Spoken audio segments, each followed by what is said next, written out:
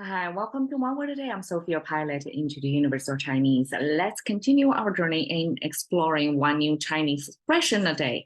And in October, I'm continuing with a streak of 3-character Chinese expressions. Yesterday, I was talking about a 地球村, global village. And I was going to say, I meant United Nations, things like that. That's a formal intergovernmental organization. In contrast to that, we have Olympic Games. It's not official governmental, but it's human activities, like we're doing the same thing in the same place within a limited number of days, right? And then that gives you, at least me, a strong sense of global village. Like all the villagers gather, sending their best men, women, to compete. And that's a beautiful illustration of what global village we are living in today. Okay, so we are going to continue with another, it's a translation, 波斯猫. And you may feel it's a little bit difficult to translate that, right? I mean, to pronounce that, because we have 3 flat tones together. When Chinese tonations can be very confusing for non-Chinese speakers because each one, if you pronounce it even slightly different, we can instantly detect it's a foreigner. It's not native speaker. Okay, so when we talk about 波斯猫, when we pronounce it, it's 3 flat tones, and it's not that common because at least we have 4 tonations, right? What are the chances of 3 sequential Chinese characters pronounced the exact same tone? Not that often, right? So it's 波斯猫. You have to maintain the same pitch, even if it's in the same expression. Therefore, it's technically the same word, but it's made of 3 syllables or 3 individual characters, and each one, you can see 波斯猫, each one have consonant plus a vowel, and in this one, mao is a combination of vowel, but still it's a C plus V, right? Consonant plus a vowel structure, and each one have to come exactly same pitch and have to be flat. Any twiggly or wiggly of pronunciation can, it's a telltale sign of a foreigner trying to speak Chinese. Okay, so 波斯猫, give a try. It's not that hard. Okay, 波 means wave, and then 斯 is contemporaries, not contemporary, because this is an ancient Chinese character expression. Its original use was forgotten or not in use anymore. But then this one became abstract into the language, became this referral, this. Imagine in English, this. It's pointing towards something, right? Something would have its own name, its own features, but without describing the whole thing, we just use a referral to tell you we're talking about this. In a context, the 2 or multiple parties in a conversation would know what this is referring to. But as an abstraction, that kind of saves time, improves the efficiency of language, of communication, at least. So for a character to become abstract, to become kind of a container that can put in different things depending on the context, that's like a special status. But it's rooted in a physical depiction of something. And eventually that something is no longer in use, it's gone. But a character was already created. Therefore, that character was repurposed to become this abstract concept of this. And Mao, cat, is a visual depiction of that animal. And when I put it together, I find myself chuckling to this expression, wave this cat. You almost have this cat swaying, kind of violent almost, or funny. This, how to play with your cat, you wave it. This is a translation of a particular species of cat. we got a species, particular bloodline of cat came from Persia. So Chinese translate Persia as 波斯. It's the closest possible pronunciation from all kind of Chinese pronunciations combined together. And when Chinese translate location name, like from a, it's called a property noun, right? Or proper noun. That's some specific location or thing, right? Almost like a brand name. In this case, is Persia is a location brand. People know exactly where that is. When translating that, Chinese intentionally put together Chinese characters. When you as a language user see this, it doesn't make any sense in this combination. Therefore, you know it's a translation. It's some foreign land name or some foreign thing is imported. The language try to incorporate it into our vocabulary, but to make it distinctively as an imported concept, we made it intentionally of this not making sense of the two randomly picked. Probably not randomly. I'm not sure, actually. I'm not sure the translation rule. I'm going to look further into that. In translation, sometimes, for example, the 思, we use that character a lot, probably because this Chinese character, as I said, already disconnected from its physical original meaning. Therefore, we can use it for all kinds of purposes. It's almost like a pronunciation marker for us. We don't really have a thing that points to this 思. And 波, but 波, we do have as a physical meaning. In this context, you see, wave this. Doesn't really make sense even in English when you say wave this, unless you are wave as a verb, you're kind of wave this flag. You may have this combination. Otherwise, it doesn't make sense, right? Okay, anyways, 波 came from this water sign, 5 strokes water sign. The main stream uninterrupted. The 2 side streams are interrupted. Therefore, it's total 5 strokes to depict river or stream, however scale of water waves flowing in nature. That's how it will look like, and that's how Chinese capture water. Water, and the right side is 皮. Okay, 皮 came from, you see, almost like a big question mark, but with this long stem of straight vertical line. That is a dead body. Okay, dead animal body in particular. Because I guess ancient hunter-gatherer society still capture wild animals, and for food processing, instead of like today's industrialized, like you don't, as a consumer, don't need to deal with that nasty portion of you have to skin the animal. Handle all that blood thing. Ancient times, hunter-gatherer, it's probably even a domestic. I'm not sure like people back then would specialize, like have a butcher profession to handle that bloody business of dealing with dead animals as a food, right? Part of food processing.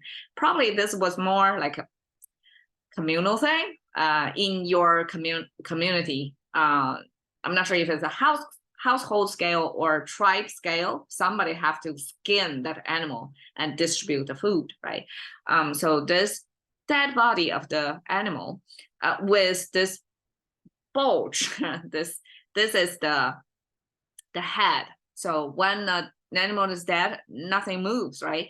The head, probably the skull, is the most protruding part of the dead body. Therefore, Chinese use of super abstract this bulk thing as the head portion or the skull of the animal, and then the remaining is the lifeless body out there. And then this is a 3-finger hand symbol, and then here it's almost like a recurring of this face part of the dead body, right? That's depicting the skinning process. So this 3-finger hand symbol is reaching out, doing something, and then take off the skin from the dead body. And therefore you can see this repeating of here. So that's the skinning as a verb, as an action, as a food processing. And then eventually that character lost its bloody action part.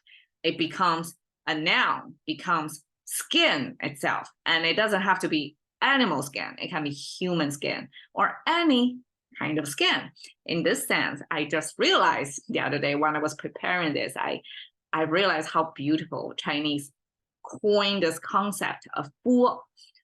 波 means wave, right? When you think about a wave, what wave is about? Chinese is talking about wave as if it's the skin of water. So imagine a lake, a body of water, right? And the wave, the ripplings on top of the water, it's like as if it's the skin of the water.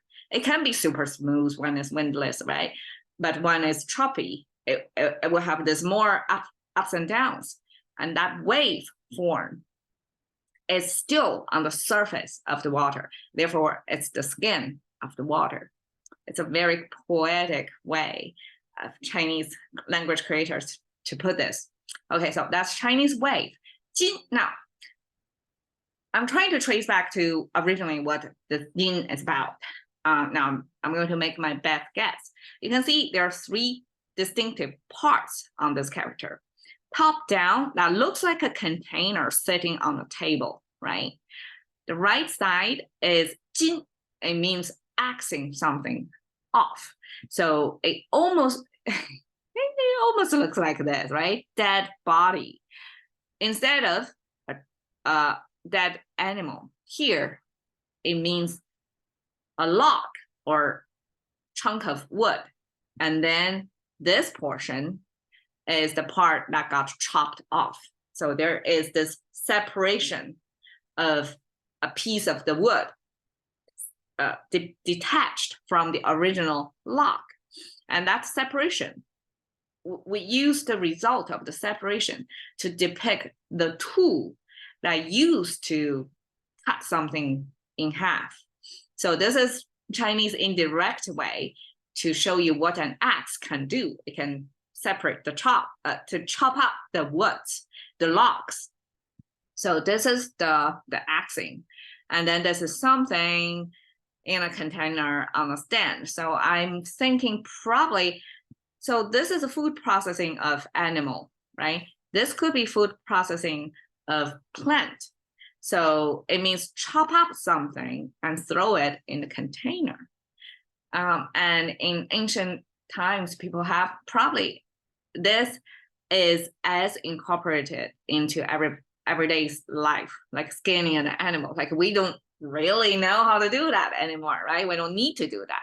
But ancient times, probably some member of the tribe or some member in your household have to be assigned to this task of chopping up the wood. I guess logging was still a thing, like 20th century was still in existence. I mean, in everyday life, in all the population's life, it still existed. They only narrowed down to become a specialized profession, right? But back then, this practice of chopping up something, put it in a container was still a thing in everyday life. So since that practice became outdated, no longer so much in relevance to everyday life, this character then was extended to mean an abstract term that can be used as a referral of something else. So it's almost like in math terms, X. Like when in English, we're talking about X factor. We don't exactly know what, but then we put a variable in there to know it could be a number of things. We don't need to name it. We can talk about later or discover it later. So same thing, we just refer to something without saying exactly what the thing is. It becomes abstract. It's a special thing in the language. Okay, so 波斯 is a Persian. It's a sound translation. It has nothing to do with wave or this abstract referral. And then 猫, we have this 猫 character actually share the same left side body. It's a 4-legged animal. So by looking at it, it shows the 4 legs, you know it's a kind of a beast. and could be ferocious. And these kind of the fans of the beast, maybe, and these are the skulls and the side view. So it's a simplification of a type of wild animal.